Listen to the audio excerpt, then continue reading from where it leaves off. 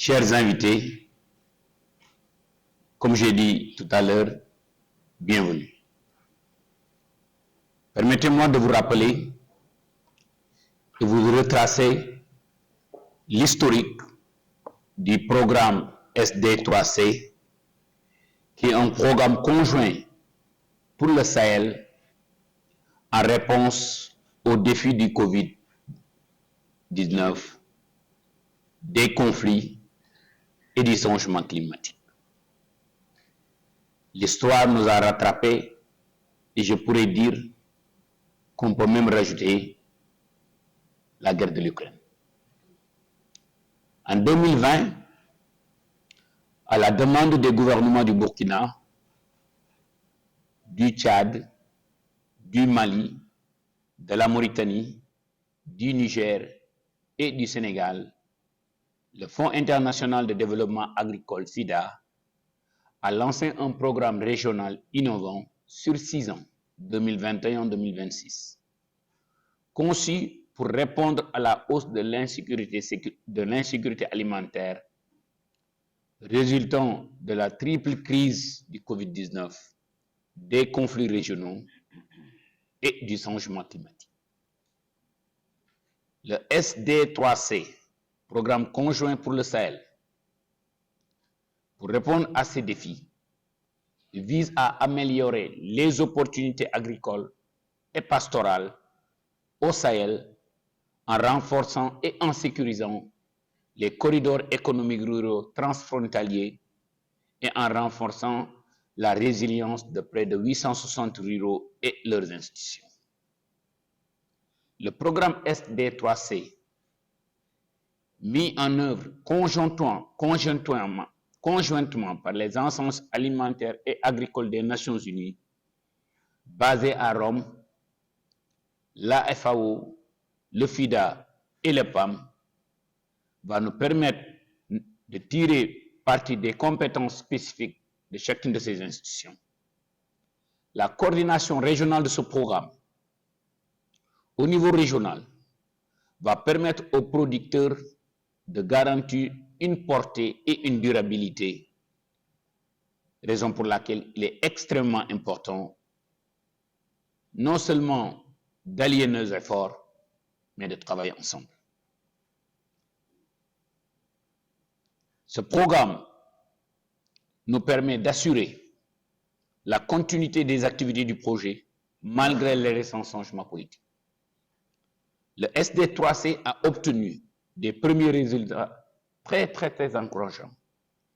Monsieur le directeur régional, je me permets de féliciter les équipes techniques qui ont travaillé, les partenaires techniques et financiers qui nous ont accompagnés, qui ont abouti à ce travail-là, dans un espace d'apprentissage pour les programmes de coopération au développement opérant dans des contextes relativement fragiles. Les résultats atteints. La première phase du SD3C a permis d'améliorer la sécurité alimentaire de 30 000 ménages au Burkina, au Tchad, au Mali, au Niger et au Sénégal, mais aussi en permettant d'améliorer leur résilience au choc des climats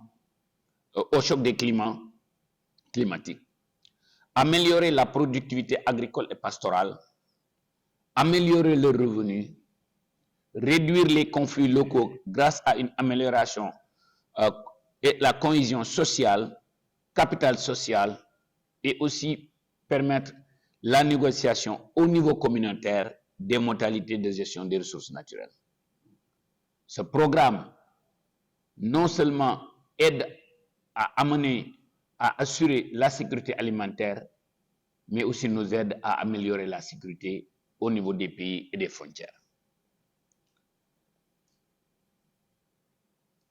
Le résultat de l'examen à Mirka Parcours est très encourageant.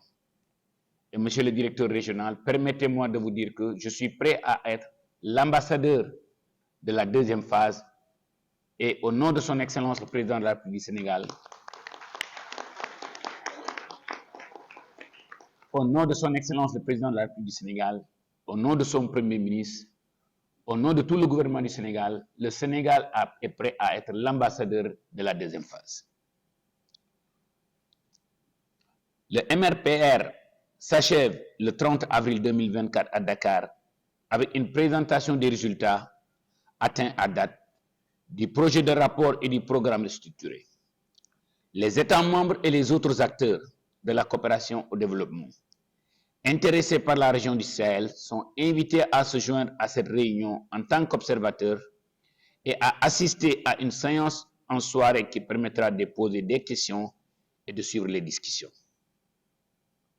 Les participants comprennent des représentants des équipes du projet SD3C, des 6 pays membres, mais aussi des représentants des gouvernements, des experts techniques du FIDA, de la FAO et du PAM.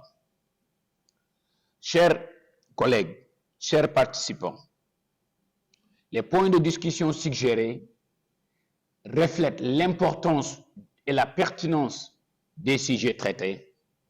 L'agriculture représente un moteur clé de l'économie des pays du Sahel et du Sénégal en particulier. Le Sénégal importe près de 70% de sa nourriture, je dirais même 80% de sa nourriture. Et en particulier, le taux d'autosuffisance alimentaire du pays pour les céréales est de 57%. Cela montre l'importance et la pertinence de ce projet régional que vous êtes en train d'exécuter. En raison de la hausse des prix des denrées alimentaires sur le marché international, cette dépendance aux importations alimentaires a également un effet très négatif sur la balance commerciale. Le Sénégal importe plus de 1070 milliards de francs CFA en denrées alimentaires contre un budget de 7042 milliards. Vous voyez déjà la détresse dans laquelle nos économies sont. De nombreux chocs, les changements climatiques et ses impacts sur la productivité agricole, la pandémie du Covid-19 et le récent conflit russo-ukrainien ont entraîné la flambée des prix, ce qui aggrave cette situation, rendant le Sénégal et le Sahel d'une manière générale encore plus vulnérables aux importations alimentaires et aux facteurs de production agricole. Grâce à l'introduction de pratiques et de technologies agricoles résilientes au climat, qui garantissent en même temps une gestion durable des ressources en eau et en sol, le programme SD3C contribue à l'amélioration de la production et de la productivité agropastorale dans la région en contribuant à la souveraineté alimentaire des pays de la sous-région. Au cours de ces 3 dernières années de mise en œuvre du programme, au Sénégal, les résultats suivants ont été atteints. Presque 3000 ménages ont bénéficié des activités du programme. 40 hectares de terres dégradées ont été restaurés.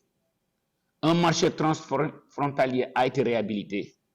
Un marché au bétail, 2 parcs de vaccination et 2 boutiques pastorales ont été construits. Monsieur les directeurs généraux, régionaux, chers collègues, cet impact montre l'importance du programme. Au cours de ces 3 dernières années de mise en œuvre, les résultats atteints ont montré la pertinence et l'efficacité et l'importance du programme. Le programme SD3C contribue aux objectifs de la souveraineté alimentaire du pays, à la réduction des conflits, à l'intégration régionale et à la construction d'une agriculture plus résiliente, économie circulaire, mais aussi de développement durable. En tout cas, monsieur le directeur, sachez qu'au nom de notre président de la République, de son Excellence le président de la République, au nom du Premier ministre, au nom de tous les peuples sénégalais, nous vous remercions et nous déclarons l'atelier ouvert. Je vous remercie. Merci.